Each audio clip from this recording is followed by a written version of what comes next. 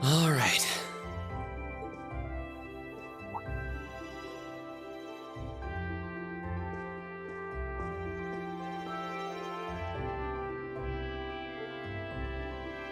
Time to get going.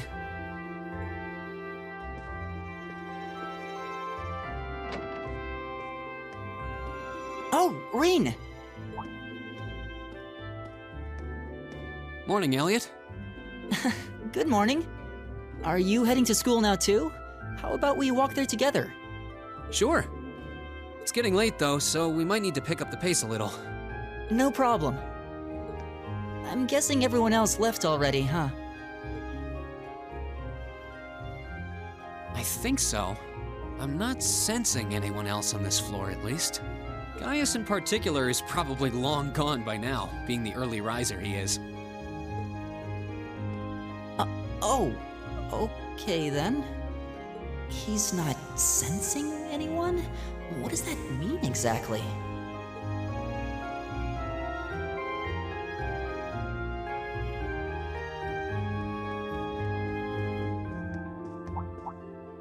Huh. Good morning. Yeah, good morning. Morning! Are you two on your way to school? Yeah. Come on, Emma. We're going to be late. Hey, wait for me, Lisa. We'll see you in class.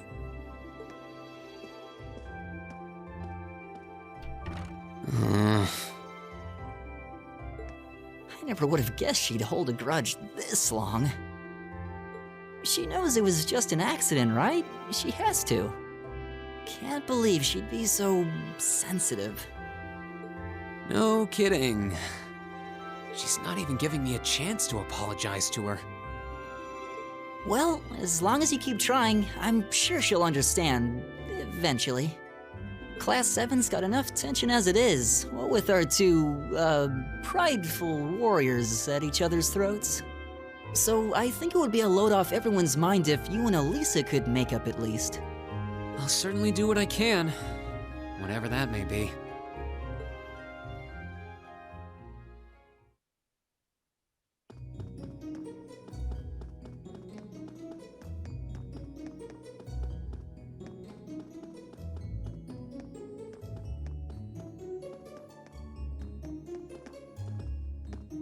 These past 2 weeks have really flown by, haven't they? It's funny, I went into this thinking combat practice would be the toughest part of the curriculum. Never would have guessed the academic side of things might give it a run for its money. Well, strong in body and mind is pretty firmly embedded into Imperial culture. I do get what you mean, though. I figured I'd be able to coast through the year, but I've had to very quickly reevaluate that. You too, huh? I wish I were as smart as Machias or Emma. They don't seem to be having any problems at all. But then, Emma got the top score on the entrance exam, and I'll bet you anything Machias wasn't far behind. I'm sure. Eustace and Elisa are apparently doing really well, too. As are Laura and Gaius. Really? Guess I'm just gonna have to suck it up then. Though I really do hope they don't mind. Huh? I'm not sure I follow. Oh, sorry. You got me thinking about Eustace and Laura. I've been talking to them the same way I talk to everybody else, but they're both nobles, right? And Eustace's family rules over the whole eastern side of the Empire, so it kinda feels like I should address them more formally. Well, they both said it was okay, so I wouldn't worry about it too much.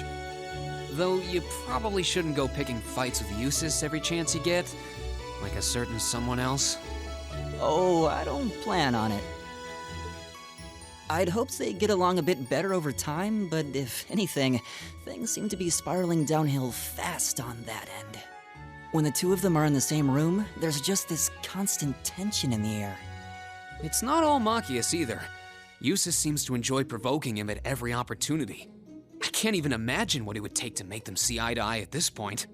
Yeah, I wish there was something we could do to help them get along.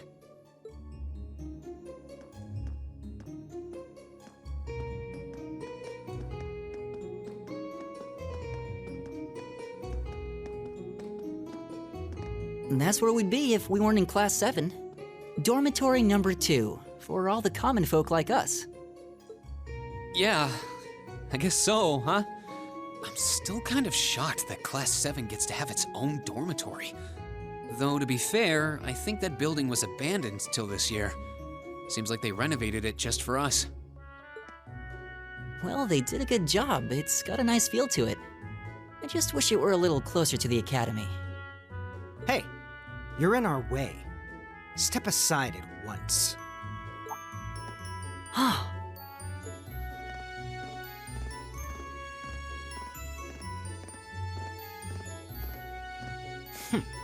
Class 7, I see.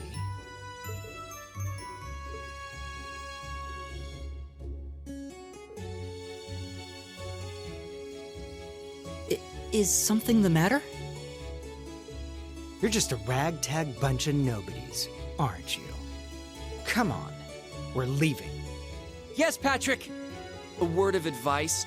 You might be part of a special class, but that doesn't change who you are. Never forget your place.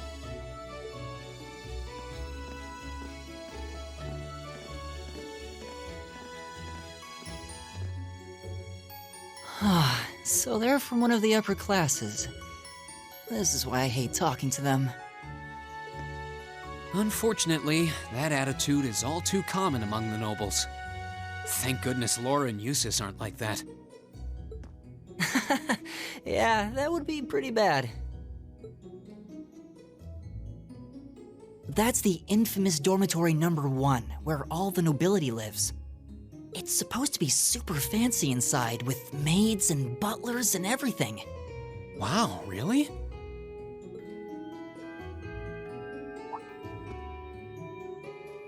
Guess that's our cue to pick up the pace. Yeah, sorry. Oh, hey, have you picked out a club to join yet? Doesn't sound like you have to or anything, but it's probably a good way to meet people. No, I'm still looking. It's hard to decide on one.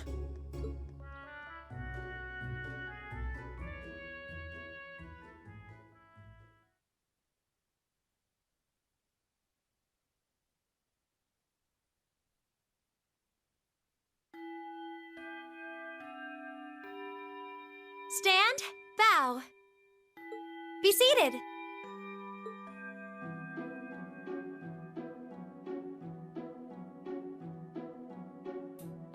As I'm sure you're all well aware, the Erebonian Empire was driven to the brink of collapse roughly 250 years ago.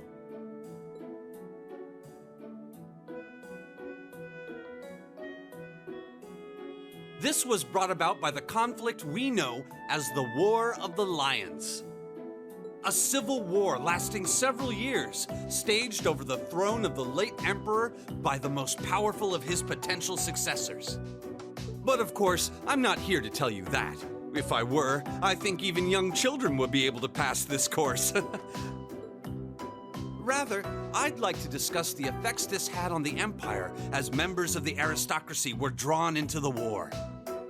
Many hired mercenaries turned to looting and pillaging, and a similar trend could even be seen among some of the knights.